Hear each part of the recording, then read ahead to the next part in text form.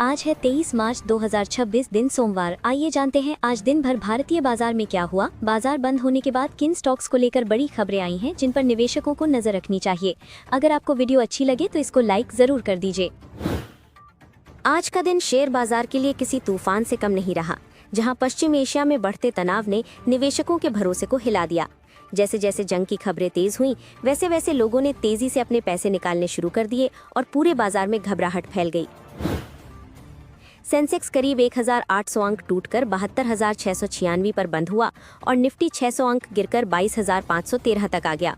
Banking sector भी इस गिरावट से नहीं बच पाया, जहां निफ्टी बैंक में लगभग 2000 अंकों की गिरावट देखी गई, जिससे साफ है कि बिकवाली हर सेक्टर में थी। आज की गिरावट सिर्फ कुछ शेयरों तक सीमित नहीं थी, बल्कि पूरे बाजार में चौतरफा दबाव था। NSE का एडवांस डिक्लाइन रेशियो 1:14 रहा, यानी हर एक शेयर बढ़ा तो 14 शेयर गिरे, जो इस बात का साफ संकेत है कि बाजार में डर कितना ज्यादा था। इस गिरावट का असर सिर्फ शेयर बाजार तक ही नहीं रहा, बल्कि रुपए पर भी दबाव आया और ये डॉलर के मुकाबले 94 के करीब पहुंच गया।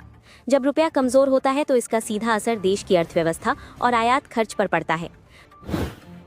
कोटक सिक्योरिटीज ने साफ चेतावनी दी है कि अगर पश्चिम एशिया में तनाव और तेल सप्लाई का संकट बना रहता है तो भारतीय रुपया 95 के स्तर तक फिसल सकता है। रिसर्च हेड अनिंद्या बैनर्जी के मुताबिक अभी ब्रेंट क्रूड करीब $113 पर है, लेकिन हालात बिगड़ते रहे तो ये 120 से $130 तक जा सकता है, जो रुपए के लिए बड़ा खतरा है। तेल की कीमत बढ़ने का मतलब है कि भारत को ज्यादा डॉलर खर्च करने पड़ेंगे, क्योंकि हम कच्चा तेल आयात करते हैं। ऐसे में विदेशी निवेशक पैसा निकाल सकते हैं और बाजार में सट्टेबाजी बढ़ सकती है, जिससे रुपए पर और दबाव आ जाता है। FII ने मार्च में अब तक 90,000 करोड़ रुपए से ज्यादा की बिकवाली की। हालांकि अगर अप्रैल के मध्य तक मध्य पूर्व का तनाव कम हो जाता है तो तेल की कीमतें स्थिर हो सकती हैं और रुपए को भी सहारा मिल सकता है।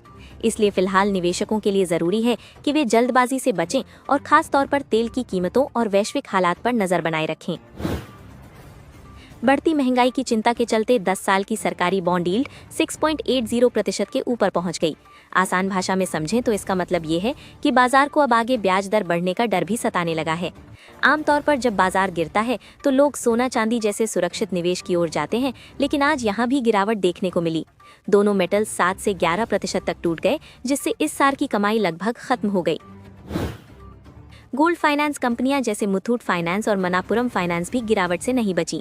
सोने की कीमतों में गिरावट का सीधा असर इनके बिजनेस पर पड़ता है, इसलिए इनके शेयर भी नीचे आए। सेक्टर की बात करें तो ऑयल एंड गैस कंपनियों पर सबसे ज्यादा दबाव रहा, जहां HPCL, BPCL, IOC और पेट्रोनेट LNG जैसे शेयर 4 से 8% तक गिर गए। तेल महंगा होने से इन कंपनियों के मार्जिन पर असर पड़ता है, इसलिए इन शेयरों में ज्यादा गिरावट आई। रियल एस्टेट सेक्टर भी दबाव में रहा और लोधा का शेयर करीब 9% गिर गया। इसका कारण यह है कि जब ब्याज दर बढ़ने की उम्मीद होती है तो होम लोन महंगे हो जाते हैं और प्रॉपर्टी की मांग पर असर पड़ता है। इसके अलावा केन्स टेक का शेयर भी करीब 6% गिरा, क्योंकि कंपनी ने अपने कैश फ्लो को लेकर सतर्क संकेत दिए, जिससे निवेशकों का भरोसा थोड़ा कमजोर पड़ा। पावर ग्रिड ने भी दिन के निचले स्तर से रिकवरी दिखाई और कैपेक्स यानी भविष्य के निवेश प्लान के चलते इसमें हल्की मजबूती देखने को मिली। हालांकि इस भारी गिरावट के बीच IT सेक्टर ने थोड़ी राहत दी। रुपए की कमजोरी से IT कंपनियों को फायदा होता है, क्योंकि उनकी कमाई डॉलर में होती है। सबसे बड़ी चिंता की बात यह है कि सिर्फ एक दिन में निवेशकों के करीब 15 लाख करोड़ रुपए डूब गए और जंग शुरू होने के बाद से ये नुकसान 50 लाख करोड़ तक पहुंच चुका है। इंडिया विक्स, जिसे डर का इंडेक्स भी कहा जाता है, वो 15% उछलकर 26 के आसपास पहुंच गया। इसका मतलब है कि बाजार में उतार चढ़ाव और अनिश्चितता काफी ज्यादा बढ़ गई है। मूडीज एनालिटिक्स की रिपोर्ट के मुताबिक अगर वेस्ट एशिया में जंग लंबी खिंचती है तो भारत की GDP को बड़ा झटका लग सकता है और आर्थिक गतिविधि अपने सामान्य स्तर से करीब 4% तक नीचे आ सकती है। इसका मतलब है कि ग्रोथ धीमी पड़ सकती है और अर्थव्यवस्था पर दबाव बढ़ सकता है। भारत के लिए सबसे बड़ी चिंता उसकी तेल और गैस आयात पर निर्भरता है, खासकर खाड़ी देशों से। जैसे जैसे ऊर्जा की कीमतें बढ़ती हैं, वैसे वैसे महंगाई बढ़ने लगती है, व्यापार घाटा बढ़ता है और आम लोगों की खर्च करने की क्षमता यानी खपत पर असर पड़ता है। रिपोर्ट में ये भी कहा गया है कि अगर तेल की कीमतों में तेज उछाल जारी रहता है तो पूरे एशिया पैसिफिक क्षेत्र की ग्रोथ भी धीमी हो सकती है। 2025 के 4.3% के मुकाबले 2026 में ये घटकर करीब 4% रह सकती है, यानी वैश्विक असर भी साफ दिखाई देगा। हालांकि इन चुनौतियों के बावजूद भारत अभी भी दुनिया की सबसे तेजी से बढ़ती बड़ी अर्थव्यवस्था बना रह सकता है। 2026 में करीब 7.5% और 2027 में 6.5% ग्रोथ का अनुमान है। लेकिन अगर कमोडिटी और तेल की कीमतें लगातार बढ़ती रहीं तो इन आंकड़ों पर भी दबाव आ सकता है। एक्सपर्ट्स का कहना है कि अभी बाजार रिस्क ऑफ मोड में है, यानी निवेशक जोखिम लेने से बच रहे हैं और सुरक्षित जगहों पर पैसा पार्क कर रहे हैं। ऐसे माहौल में गिरावट और तेज भी हो सकती है। टेक्निकल तौर पर देखें तो निफ्टी अब 22,200 से 22,000 के महत्वपूर्ण सपोर्ट जोन के करीब है।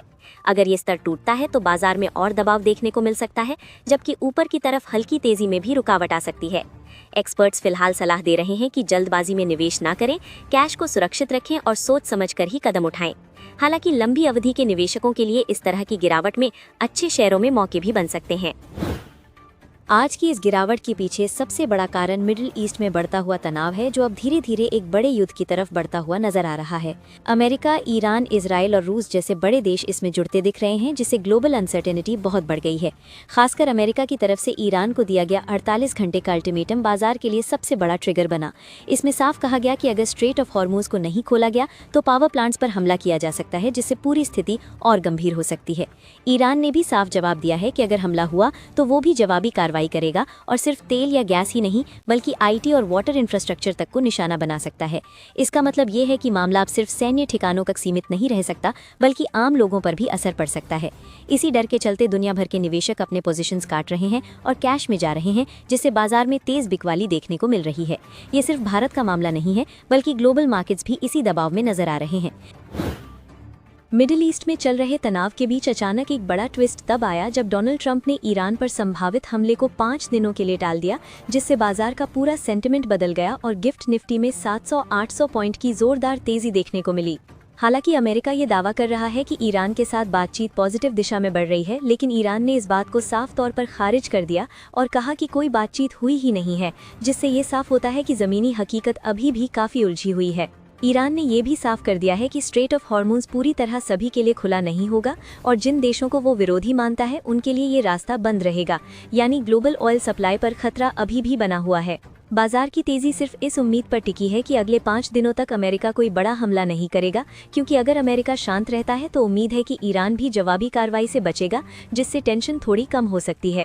लेकिन सबसे बड़ा रिस्क यही है कि अगर इन 5 दिनों में किसी भी तरफ से हमला होता है या हालात बिगड़ते हैं तो बाजार में फिर से तेज गिरावट आ सकती है। इसलिए अभी जो तेजी दिख रही है उसे पूरी तरह सुरक्षित नहीं माना जा सकता और निवेशकों को सतर्क रहना बेहद जरूरी है। गोल्डमैन सैक्स की रिपोर्ट के मुताबिक अभी जो मिडिल ईस्ट में चल रहा है वो सिर्फ एक जंग नहीं बल्कि पूरी दुनिया के लिए एक बड़ा एनर्जी शॉक बन चुका है। तेल सप्लाई में आई भारी रुकावट ने ग्लोबल इकोनॉमी को हिला दिया है और सबसे बड़ी बात यह है कि जंग खत्म हो भी जाए तब भी इसका असर तुरंत खत्म नहीं होने वाला। इस पूरे संकट का सबसे अहम केंद्र स्ट्रेट ऑफ हॉर्मूज बन चुका है, जहाँ से दुनिया का लगभग 30% तेल गुजरता है।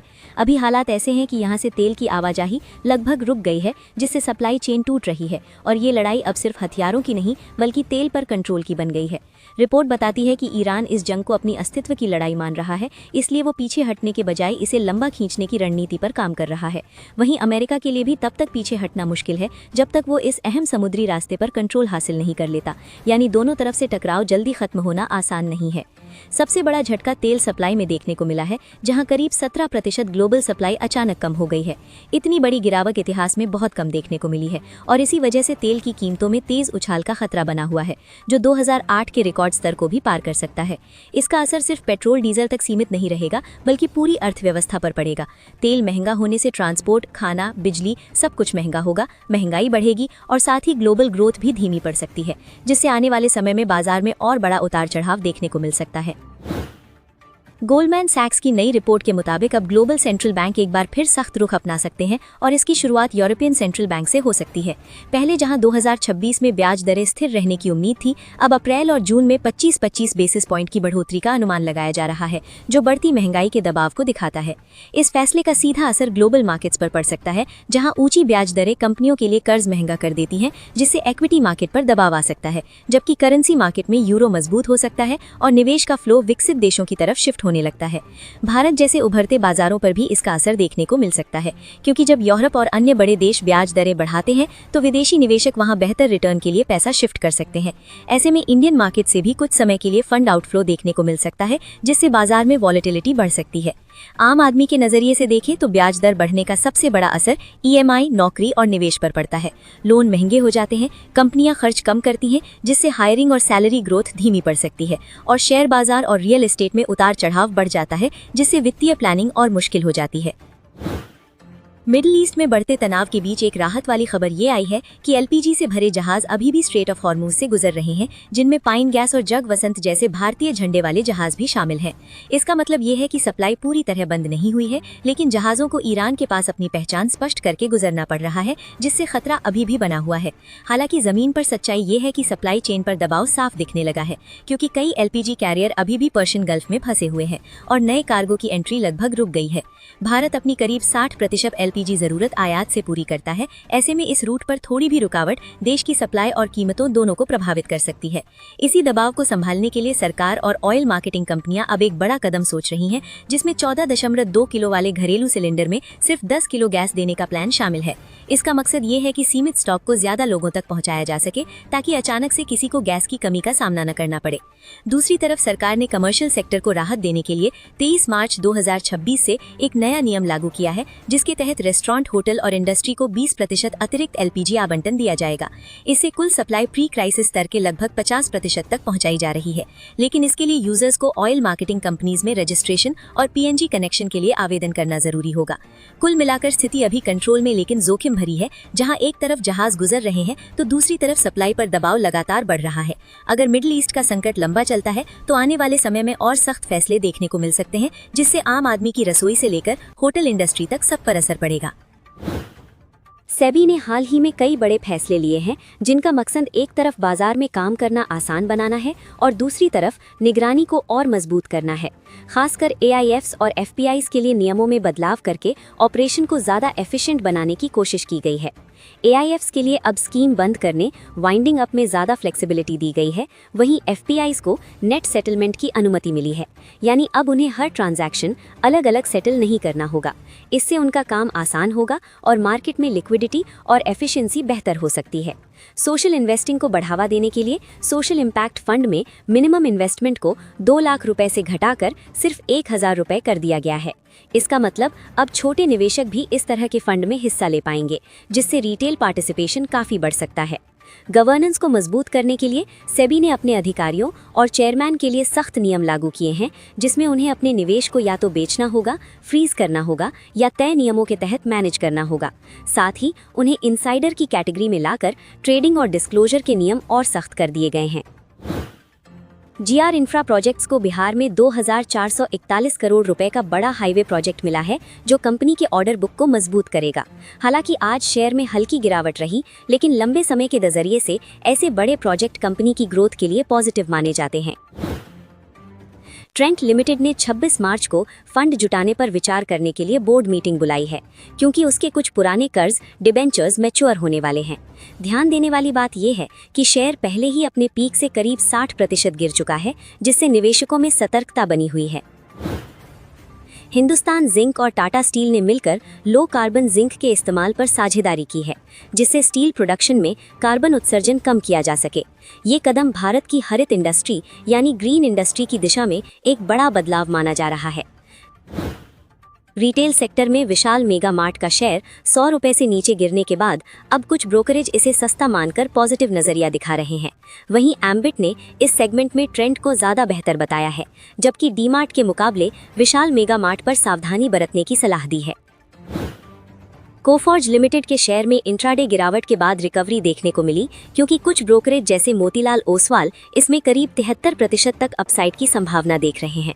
हालांकि सभी ब्रोकरेज एकमत नहीं है, इसलिए इसमें निवेश करते समय संतुलित नजरिया जरूरी है। एविएशन सेक्टर में इंडिगो का शेयर 52 वीक लो पर पहुंच गया, क्योंकि गोल्डमैन सैक्स ने कमाई के अनुमान घटा दिए हैं। बढ़ती तेल कीमतों और सप्लाई की दिक्कतों से आने वाले समय में इस सेक्टर पर दबाव बना रह सकता है। बैंकिंग सेक्टर में Kotak Mahindra bank limited Deutsche bank के इंडिया रिटेल बिजनेस को खरीदने की दौड़ में आगे बताया जा रहा है। अगर ये डील होती है तो कोटक महिंद्रा बैंक को रिटेल लोन्स, डिपॉजिट्स और वेल्थ मैनेजमेंट में बड़ा विस्तार मिल सकता है। पावर ग्रिड कॉरपोरेशन को बोफा सिक्योरिटीज ने न्यूट्रल से बाय में अपग्रेड किया है और टारगेट प्राइस भी बढ़ाकर 340 रुपए कर दिया है। ब्रोकरेज का मानना है कि कंपनी ने अपने केपेक्स प्लान को 35,000 करोड़ रुपए तक बढ़ाकर फ्यूचर ग्रोथ के लिए मजबूत विजिबिलिटी दिखा दी है। पावर ग्रिड ने अपना केपेक्स गाइडेंस 35,000 करोड़ रुपए कर दिया है, जिससे ये साफ है कि कंपनी आने वाले समय में बड़े निवेश की तैयारी कर रही है। इससे इसके फ्यूचर ग्रोथ विजिबिलिटी बेहतर होती है और लंबी अवधि के निवेशकों के लिए ये एक अहम संकेत माना जा सकता है। NHPC लिमिटेड को भी न्यूट्रल से बाय में अपग्रेड किया गया है और टारगेट प्राइस 88 रुपए किया गया है। खास बात यह है कि पार्वती और सुबनसिरी जैसे बड़े प्रोजेक्ट्स में जो अड़चनें थीं, अब धीरे धीरे कम हो रही हैं, जिससे कंपनी की एग्जीक्यूशन क्षमता बेहतर होती दिख रही है।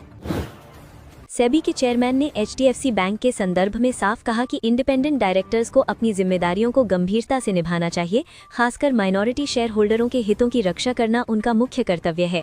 साथ ही बोर्ड मीटिंग में उठाए गए हर मुद्दे को आधिकारिक रिकॉर्ड में दर्ज करना जरूरी बताया गया है, ताकि पारदर्शिता बनी रहे। साथ ही उन्होंने ये भी स्पष्ट कर दिया कि फ्यूचर्स एंड ऑप्शंस ट्रेडिंग को लेकर फिलहाल कोई नए नियम नहीं लाए जा रहे हैं, यानी डेरिवेटिव मार्केट में अभी कोई बड़ा बदलाव नहीं होगा और मौजूदा ढांचा ही जारी रहेगा। SEPC लिमिटेड ने एक बड़ा स्ट्रेटेजिक कदम उठाते हुए अबू धाबी की कंपनी अवेनर international engineers and consultants LLC में 90% हिस्सेदारी खरीदने का फैसला किया है, जिसकी कुल वैल्यू करीब 1,530 करोड़ रुपए बताई जा रही है। ये डील शेयर स्वैप के जरिए होगी और इससे कंपनी की इंटरनेशनल मौजूदगी मजबूत करने की कोशिश दिखती है। GOCL कॉरपोरेशन ने बेंगलुरु में अपनी इकोपोलिस जमीन बेचने का फैसला किया है, जिसकी डील करीब 2,261 करोड़ रुपए की है, जिसमें से कंपनी को 815 करोड़ रुपए मिलने वाले हैं। हालांकि इस खबर के बावजूद शेयर में गिरावट दिखी, जिससे साफ है कि बाजार फिलहाल सतर्क नजर आ रहा है। विप्रो ने साउथ कोरिया में अपनी पकड़ मजबूत करने के लिए एक नया इनोवेशन लैब शुरू किया है, जिससे वहां के क्लाइंट्स को बेहतर सर्विस देने और लोकल टैलेंट के साथ काम करने पर फोकस बढ़ेगा। ये कंपनी के ग्लोबल विस्तार की रणनीति का हिस्सा है। हालांकि शेयर में हल्की गिरावट देखी गई। NBCC इंडिया ने ओडिशा में 59 करोड़ रुपए का नया प्रोजेक्ट मिला है, जो महाराजा श्रीरामचंद्र भंजादेव यूनिवर्सिटी से जुड़ा है। ये ऑर्डर कंपनी के ऑर्डर बुक को सपोर्ट करेगा, लेकिन इसके बावजूद शेयर में दबाव बना रहा। अगर आज की वीडियो का निष्कर्ष समझे तो पश्चिम एशिया में गहराते तनाव और कच्चे तेल की सप्लाई रुकने के डर से शेयर बाजार में भारी गिरावट आई है, जिससे निवेशकों के लाखों करोड़ रुपए डूब गए हैं। तेल की कीमतों में भारी उछाल और डॉलर के मुकाबले रुपए की रिकॉर्ड कमजोरी ने भारतीय अर्थव्यवस्था के सामने महंगाई और विदेशी निवेशकों की भारी बिकवाली जैसी गंभीर चुनौतियां खड़ी कर दी हैं। बाजार के लिए कल की दिशा अभी भी सस्पेंस भरी है, क्योंकि जहां डोनाल्ड ट्रंप की तरफ से हमले टालने और बातचीत की सकारात्मक खबरें आ रही हैं, वहीं ईरान ने ऐसी किसी भी बातचीत से साफ इनकार कर दिया है। हालांकि गिफ्ट निफ्टी एक मजबूत रिकवरी का संकेत दे रहा है, लेकिन जमीनी स्तर पर कंफ्यूजन और स्ट्रेट ऑफ हॉर्मोन्स पर बना गतिरोध कल बाजार में किसी भी तरफ का रुख दिखा सकता है। मौजूदा अनिश्चितता को देखते हुए निवेशकों को कल के बाजार में बेहद सावधानी बरतनी चाहिए और केवल संकेतों के भरोसे बड़ी पोजीशन बनाने से बचना चाहिए, क्योंकि युद्ध का खतरा अभी टला नहीं है। सेबी के नए नियमों और मजबूत फंडामेंटल वाली कंपनियों पर नजर रखें, लेकिन फिलहाल कैश को सुरक्षित रखना और ग्लोबल न्यूज पर पैनी नजर बनाए रखना ही सबसे बड़ी समझदारी होगी। आज की वीडियो में इतना ही। मिलते हैं अगली वीडियो में।